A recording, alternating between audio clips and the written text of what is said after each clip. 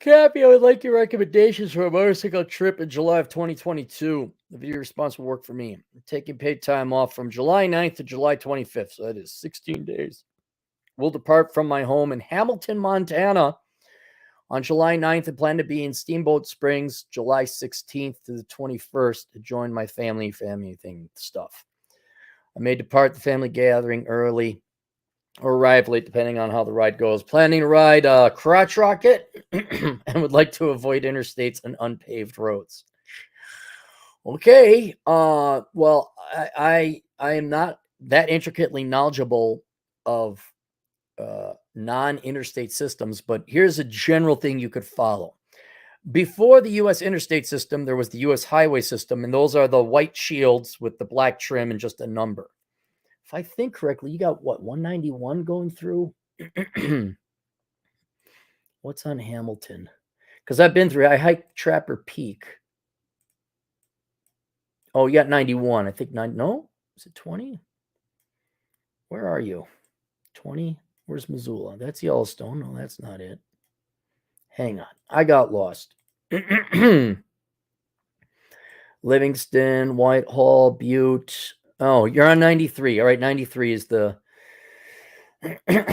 road. So you'll notice Highway 93, white shield, black lettering. All right, those are going to be your friends. Those also generally parallel the U.S. interstate system. They're in pretty good shape, but you may have to ride on the interstate. I said, well, I guess my question is, are you aiming for covering distance? Or you just look at a ride 4 to 6 hours a day, get to the next town, chill out, maybe spend an hour or two or a day or two in each. And you said you're doing the leisurely route. So what I'm going to do is give you destinations that you more or less can follow in order. Keep losing Hamilton. There's Hamilton. And you could go ahead and do what you'd like. I'm going to have you stay in the Rocky Mountains, and your main goal is going to be to get to probably Zion National Park. That's going to be your first general destination. Now, you're going to be tempted to go into Yellowstone National Park, which you could do if you wanted. I'm not saying don't, but don't hit it on your return trip. So let me take a look here. You're there.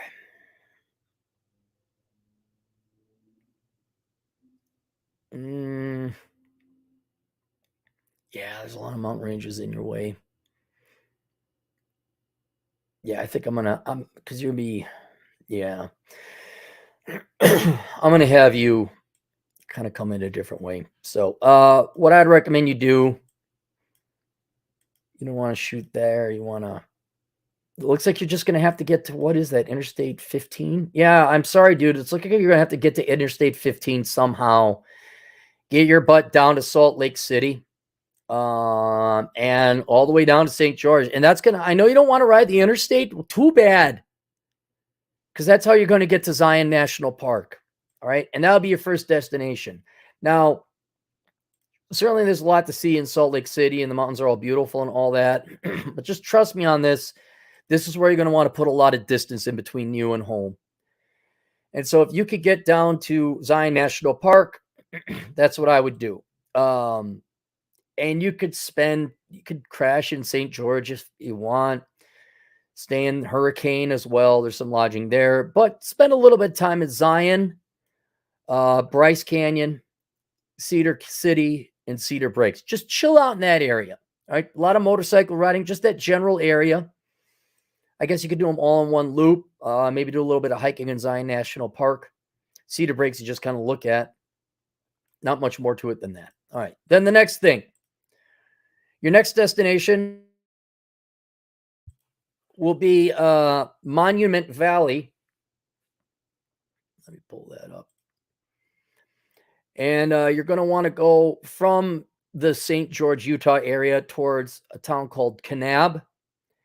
And you could do 89A, which if you haven't seen the Grand Canyon, you could drop down, looks like County Road 67 to the north part of the Grand Canyon. That way you said you saw it, you did it. You shoot back up to 89A, go past the Vermilion Cliffs. Those are very nice. You will go over, what's the quickest way? You'll go through Page, you see Lake Powell, shoot over to a town called Kayenta, Arizona. That's the national headquarters for the Navajo Indians. That's not really why you're going there. You want to go to Monument Valley, where you see the classical Wild West cliffs shooting out of the ground. And then you would ideally make it to the town of Bluff for lodging. If you could get up to Monticello, that's all right too. But you're probably going to want to hit Bluff. Hang on.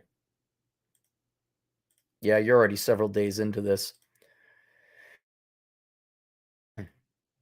The main destination, I'm going to have you skip Cortez, but if you got time to hit Cortez, go ahead and do it.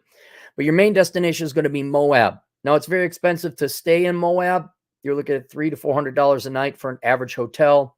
So the town you may want to consider stopping at is Monticello. The hotels are horrible there, but they're there and they're cheap. But do Canyonlands National Park, Arches National Park. You also have to drive Highway 128 out to the highway. Just a beautiful place to chill out. After that, you're going to make it to Gateway, Colorado. And you're going to look, well, Gateway is not that far from Moab. Actually, it is, because there's no direct road from it. You got to go back out to the highway on Highway 70 through Grand Junction, back down 141. You got to get to Gateway. After that, what would I do?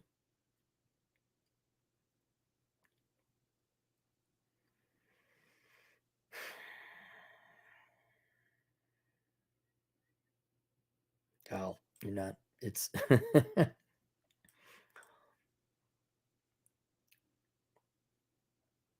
you know what I would do? I'd follow that 141 and take it to Cortez. That's what I would do. You could do that probably in a day. From Moab up and around to Gateway, leave in the morning. Make your way to Cortez. Boom, you're in Cortez.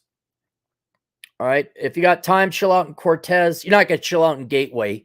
You're just going to drive through it and say hi. I mean, maybe you do want to chill. I mean, if you want to be left alone, take a look at Gateway, Colorado. Pictures on the internet. You'll be left alone out there. Cortez is, though, a real town. So, and it's a very nice ride up 141 until you get to Necharita. And then it's just kind of, you're just driving. You're going to get to Cortez. All right, Cortez, Canyon of the Ancients. Go hike it. Skip Mesa Verde National Park. Make your way over to Durango. Check the weather. And then you're going to do Highway 550.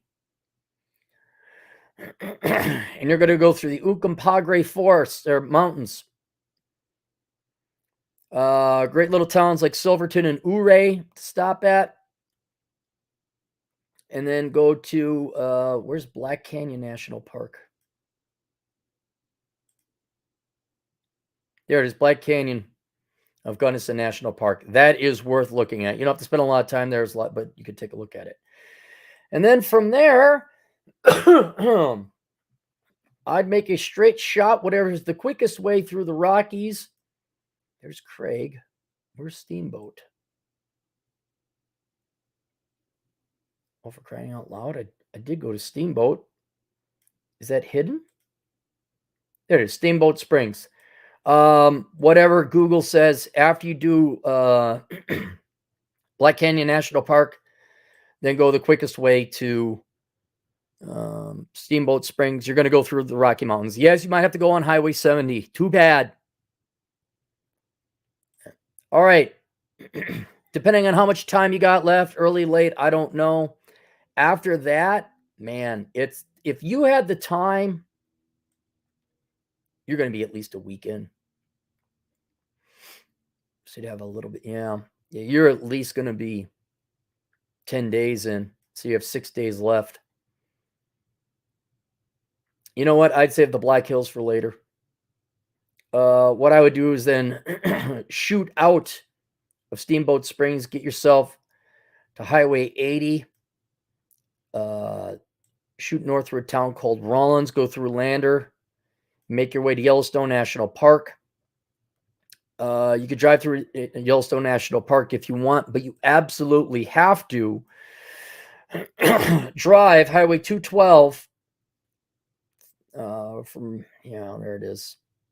You'll come in from the south on Yellowstone, and then what you want to do is you absolutely want to do Highway 212 from as far west that it's paved. You're going to see a town called Gardiner.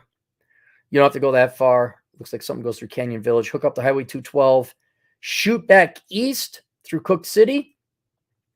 Take 212 on, it's called Chief Joseph's Highway. You're going to go drop down off the mountains on a thing called Beartooth Pass. That'll probably be the second or third coolest part of the trip. Go on a town called Red Lodge, and then hightail it back home, which probably means the interstate. Or you could take back ways through Montana and Wyoming if you want to get there. But that is what I would do. And that's it. There you go. See you guys later. Toodles.